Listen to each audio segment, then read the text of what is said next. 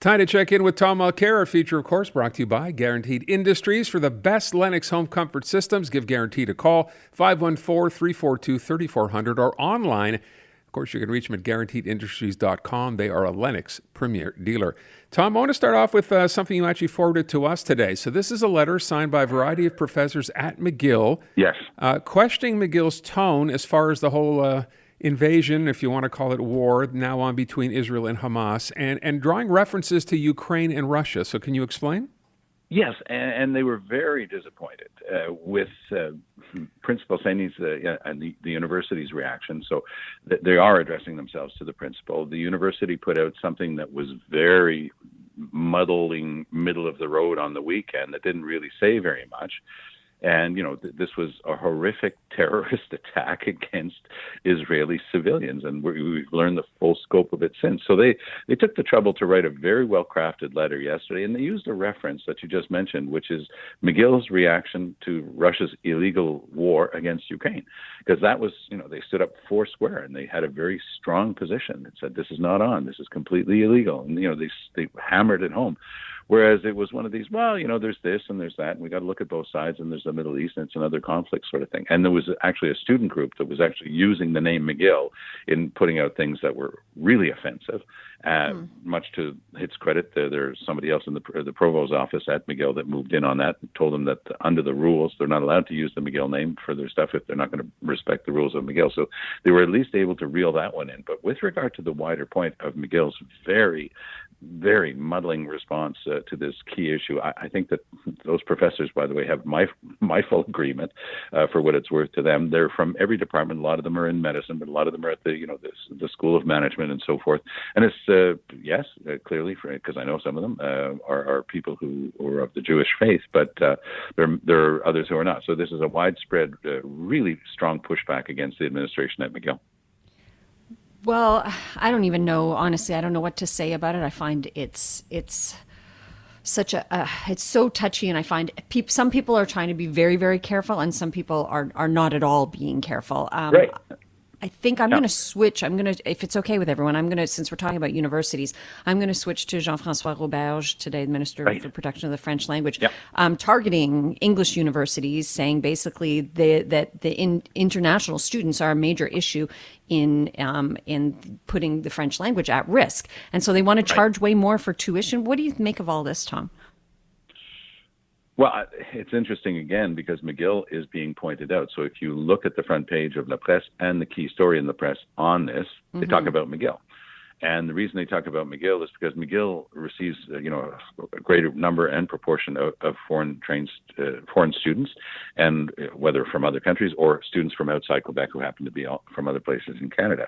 And you wind up with such great students. It's one of the reasons that McGill is, such a world-class institution academically. So it's a real problem. It's not to say that this isn't going to affect Concordia or Bishops, because those are the other two English language universities in the province, but it's not quite of the same scope, and they're not being targeted, obviously in the same way. The most disturbing aspect of this is that what they're talking about is the arrival of students who speak English at these world-class university establishments is going to hurt Quebec's French language, because you'll have people who arrive who don't speak French yet. They'll be speaking English amongst themselves, and if you live in this world of language politics as much as I do, the subtext is they're going to be diluting the use of French, and they're making Montreal a more English place. So you're actually going after institutions that are world-class, and not to take anything away from any of the other institutions, but, like McGill really is one of the top places in the world. And you're targeting it, not because, there's been any drop in the excellence of McGill. You're saying, there might be too many people coming in and actually speaking English on the sidewalks in Montreal, and that could hurt. It's just such a bizarre concept.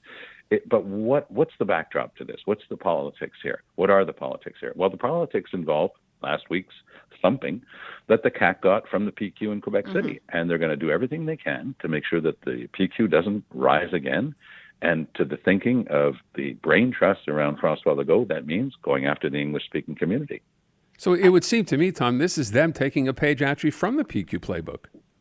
I mean, this is something you'd That's expect exactly the PQ what to they're come up hoping with. to do. Right. That's exactly what they're hoping to do.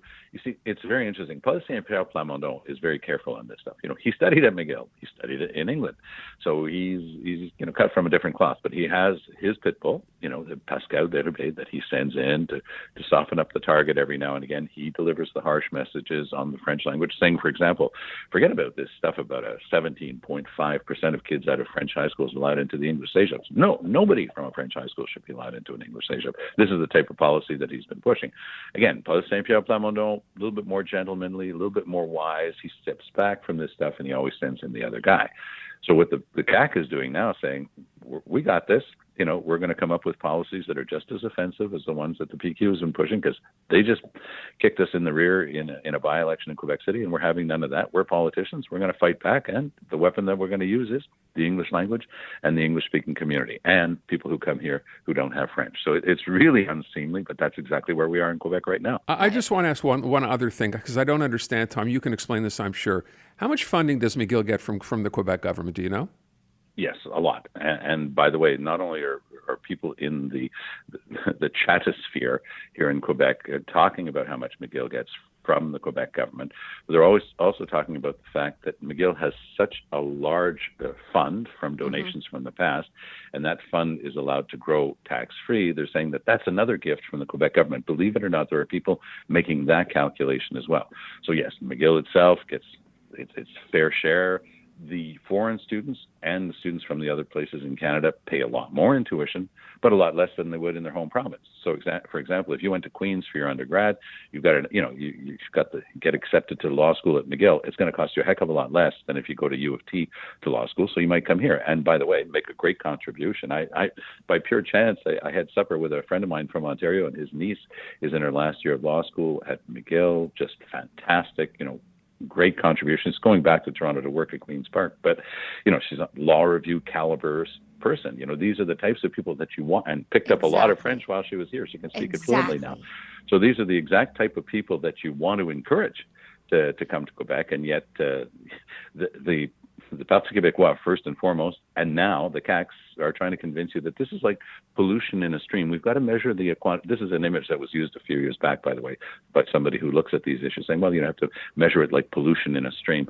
So this is the type of approach that they're taking. They're trying to convince people that this is a bad thing to have people coming in from all over the world. Yeah, well, and who ultimately pays the price here? Because, I don't understand what the benefit is Our of deterring pays people. The price, Exactly. The price. We lose excellence. We lose high caliber people, many of whom set down roots here. I don't want to say that I'm a high caliber person, but I'll say I moved here as a teenager, having only done French immersion because I wanted to learn the French language, because I wanted to live in Quebec, and yes, do my university studies here. And guess what? I stayed and I built a life, and you're I not pay alone. taxes. You're not alone, Natasha. I know. Yeah, but isn't it even more bizarre, Tom, when you consider this is the same government that's trying to get people to come here and work in a variety of industries now, like AI, considering themselves a leader in it, like EVs, and yet does this at the same time? That's like shooting yourself in the foot. Of course they're shooting themselves in the foot, and they'll try to pretend that they're just doing it to stay in power, to hold back the nasty separatists. But I mean, you either believe something or you don't. You either have principles or you don't. You either have priorities or you don't. And what the CAC is signaling here is that they'll say anything to try to stop the PQ from beating them in the next election, even if it includes saying very unseemly things that will, once they're repeated, cause us a lot of harm. Bill 96 had such outrageous search and seizure provisions against businesses. They were always going around saying, yeah, but we have no intention of ever using it. So why did you write it into a law? I mean, they try to convince people, that they're really not that opposed to people coming in from the States, for example, because, of course, they'd love to have them come in and invest. But when you sit down and you look at the behavior of the CAC government, the message couldn't be clearer. Stay away if you're from away. I don't know. It's just another one of those things. And I love what you said. I think it's important to point out. I don't think this is not coincidence at all. I know that doesn't exist in politics, right? You lose a by-election, you lose it big, and now all of a sudden you're going back to your bread and butter, which is language politics. Yeah. Tom Mulcair. Tom, thanks so much. Appreciate it. Talk to you soon. Take care. Tom.